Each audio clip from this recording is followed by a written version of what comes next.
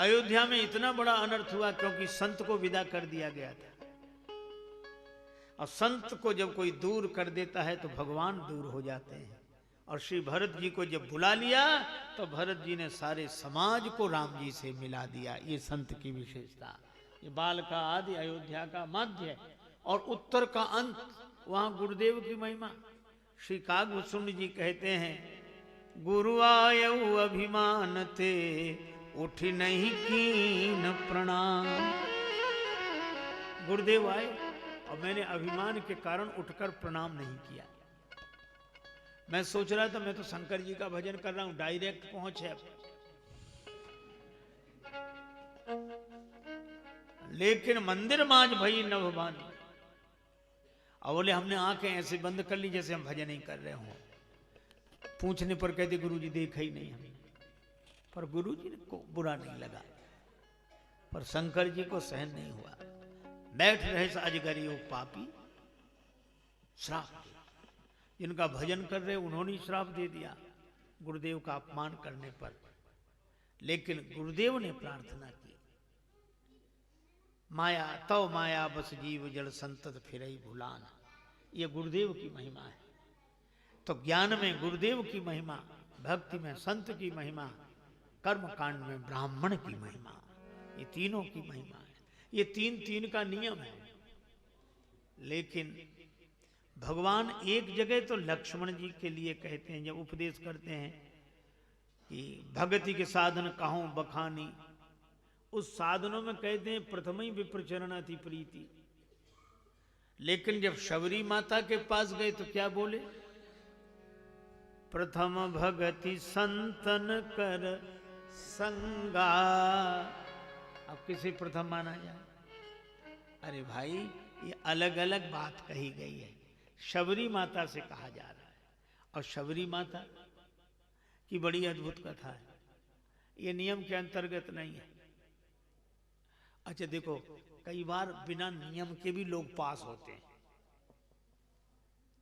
एक सज्जन बोले कि जैसे कहा कि जासु नाम सुमिरत एक बारा उतने नर भव सिंधु अपारा। एक बार भगवान का नाम ले लो, पार हो जाओ। एक बार। एक सज्जन बोले ये तो जबरदस्ती मन को बहलाने वाली बातें हैं। एक बार में होता, बार बार करने वाले तो पार नहीं होते। एक बार में हो जाएंगे पार। ये बात गलत है। पर मैं आपसे कहता हूं ये बात 100% सही है। अब प्रमाण दे रहा हूं। क्या प्रमाण? अच्छा एक बात बताओ, कोई विद्यार्थी साल भर पढ़े और फिर सही सही उत्तर लिखे तो पास होगा? अच्छा कोई विद्यार्थी साल भर न पढ़े और परीक्षा में बगल वाले की नकल करके सही सही लिख दे तो पास होगा कि फेल? पढ़ा तो है ही नहीं वो। बिना पढ़े पास होगा कि नहीं? क्योंकि बगल वाले की नकल करके उत्तर सही लिख दिया है। मैं भी आपसे कहता हूं, कोई नियम पूर्वक साधना करके भाव से पार हो और कोई अपवाद किसी को देखकर अगर वैसी नकल करके राम कह देता है, उसका भी कल्याण हो जाता है, उद्धार हो जाता है। एक राजा तीर्थराज प्रयाग में अपनी महारानी के साथ गया। संतों के भजन कीर्तन हो रहे हैं। कुंभ का मेला, प्रयागराज की घटना। राजा अपना शिविर लगाए महारानी के साथ। अब संतों की तो अपनी मस्ती है। भजन गावें, गीत गावें, नृत्य करें। अब महारानी ने महल के झरोखे से झांक कर देखा, शिविर के झरोखे से झांक कर देखा, संतों को कीर्तन करते हुए, प्रेम से नृत्य करते हुए देखकर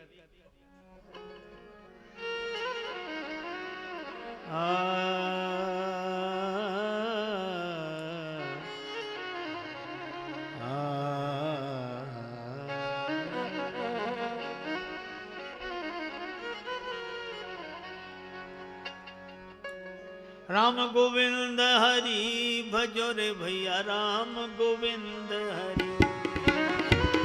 राम गोविंद हरि भजो रे भैया, राम गोविंद हरि। राम गोविंद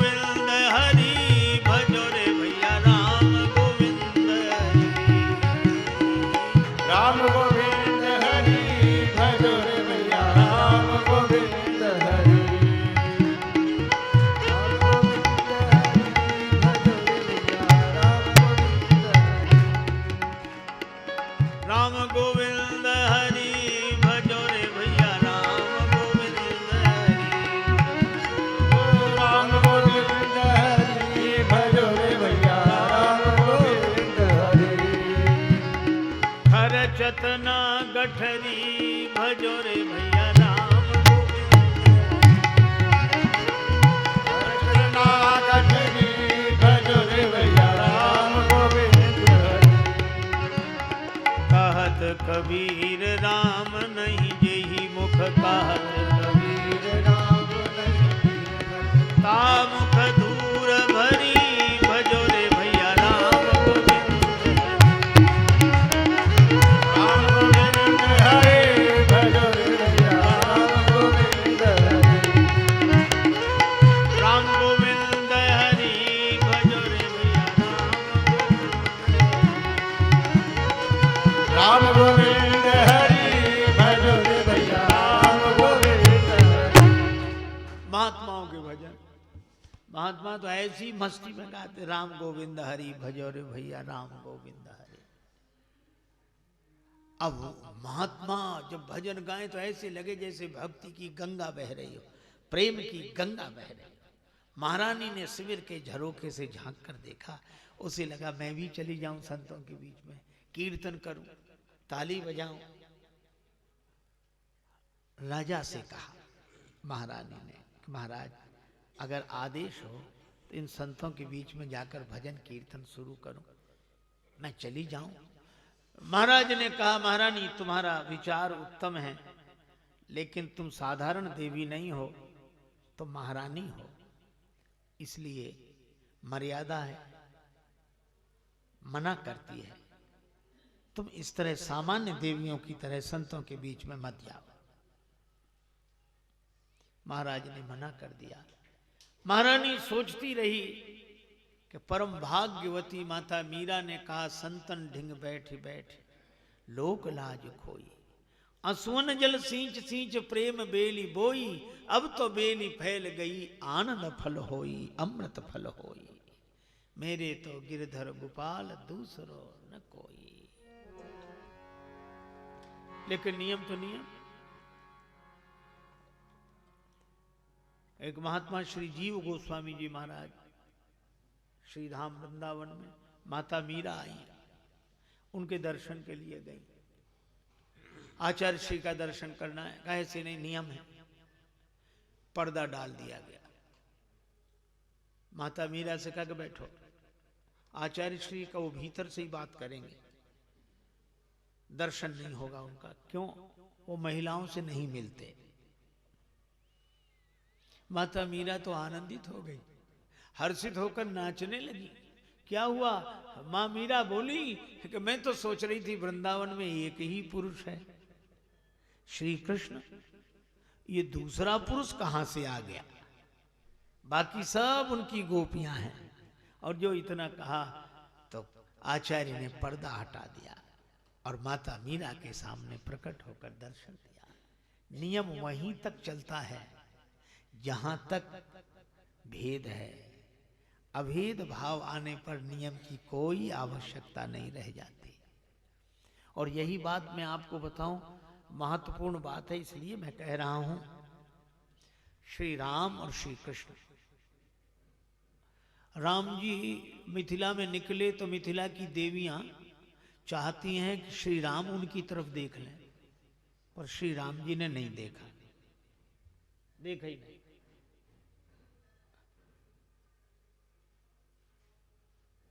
लक्ष्मण जी को भी नहीं देखने दिया, नहीं, सिर झुकाए चले चलो। राम जी की बड़ी प्रशंसा है, मर्यादा पुरुषोत्तम है, ये धर्म है कि नहीं? नहीं, नहीं देखना। अच्छा, अब दूसरी कथा सुनो भगवान श्री कृष्ण की। मिथिला की देवियां राम जी के नहीं देखने से परेशान हैं, और ब्रज की गोपियां तो श्री कृष्ण के देखने से ही परेशान है। देखो री माई श्याम लग्यो संग डोले, जित जाऊं उत आड़ो ही आवे, बिना बुलाए बोले। कुंभन दास लाड़ी लो गिरधर, हंसी हंसी घूंघट खोले।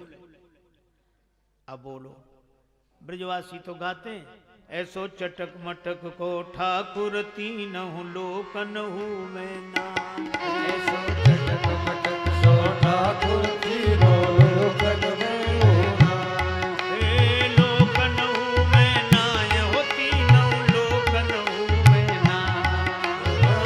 लोकन में हूँ नाय तीनों लोकन में हूँ नाय ऐसो चटक मटक हो ठाकुर तीनों लोकन हूँ मैं नाय सो चटक मटक सो ठाकुर तीनों लोकन में हूँ नाय तीन ठोर से टेढ़ो दिखे और से टेढ़ो दिखे यहाँ भी तीन ही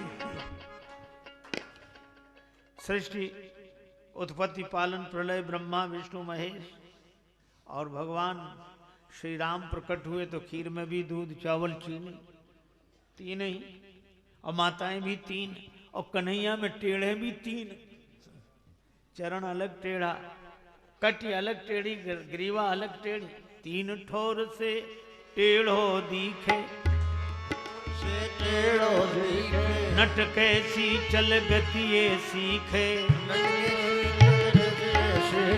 तिरछे नयन चलावत तीखे तिरछे नैन चलावत तीखे शिव ब्रह्मा या को पार न पावे शिव ब्रह्मा यख पार न पावे नारद आदि सदा गुण गावे साध सन गावे सुख सनकादिक ध्यान लगावे सुख सनकालिक ध्यान लगावे सब देवन को देवतऊ ये सब देवन को देवतऊ ये ब्रज में चरावे खाए ऐसो चटक चटक मटक सो ठाकुर तीनों लोकन हूँ मैं नाय चटक मटक ठाकुर तीनों लोकन हूँ मैं नाय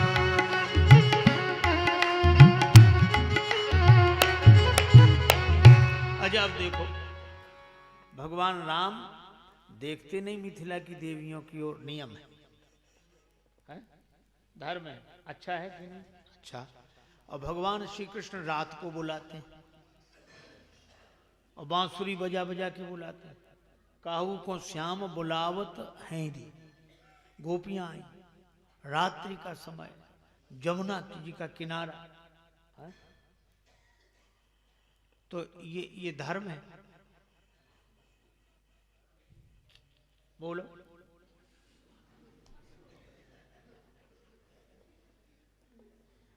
या तो ये कहो कि राम जी जो कर रहे हैं वो धर्म नहीं है और अगर राम जी जो कर रहे हैं वो अगर धर्म है तो ये बड़ी मुश्किल होगी झंझट में मत पड़ो पर मैं आपको बताऊं श्रीमद् भागवत परमहंस संहिता है विद्यावताम भागवते परीक्षा ये परमहंस संहिता है ये बात अलग है कि कोई भागवत कर रहे थे तो एक सज्जन आए बोले आज अद्भुत भागवत हुई क्यों बोले एक भी श्लोक नहीं कहा तो हमने हंसकर विनोद में कहा हमने भागवत होती परलोक के लिए उसको इस श्लोक से क्या मतलब है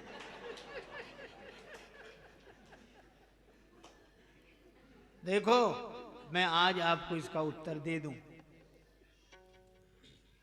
भगवान राम ने धर्म का पालन किया धर्म लेकिन श्री कृष्ण की रासलीला को धर्म कैसे कहें एक मैं आपसे प्रश्न करता हूं आप उत्तर देना मान लो एक कमरे में कोई पुरुष हो दरवाजा बंद हो आप निकलें आपने कान लगाकर सुना भीतर से कोई आवाज आ रही अरे पुरुष बोल रहा है फिर महिला बोली फिर पुरुष बोला और कुछ आपत्तिजनक बातें कर रहे हैं तो आप ध्यान लगाकर सुनने लगेंगे क्या बात कर रहे हैं अथवा आपको क्रोध आएगा या तो आप रस लेंगे या क्रोध आएगा कौन है दरवाजा खोलो कौन है और भीतर वाला के खुले ही हैं आ जाओ और आप दरवाजा खोल कर जाएं उसे डांट कर कहाँ है वो कौन जिससे तुम बात कर रहे थे बोले देख लो और पूरे कमरे में कोई दूसरा ही नहीं परेशान कि अभी तुम बातें कर रहे थे हमने अपने कान से सुनी हाँ तो दूसरा कहाँ है वो आदमी हंसने लगा वो आदमी था कलाकार वो खुद पुरुष होके बोले और खुद महिला होकर बोले तो दूसरे भ्रम में पड़ जाएंगे कि नहीं लेकिन उसको तो कोई भ्रम है नहीं तो जहां दूसरा हो वहां नियम का पालन जरूरी है, लेकिन भगवान की श्री कृष्ण की लीला में, राम जी की लीला में धर्म है, पर श्री कृष्ण की लीला में परम धर्म है। वहां दूसरा है ही नहीं। माला विभूषण वस्त्र आदि गिर गए कब अंग से, भूली सभी सुधि गोपियां प्रिय अंग संग से। श्री कृष्ण के चिंतन में रत श्री कृष्ण में ही खो गई, श्री कृष्ण की बेबल्लभा श्री कृष्ण मय ही हो गई। वहां दूसरा कोई है ही नहीं।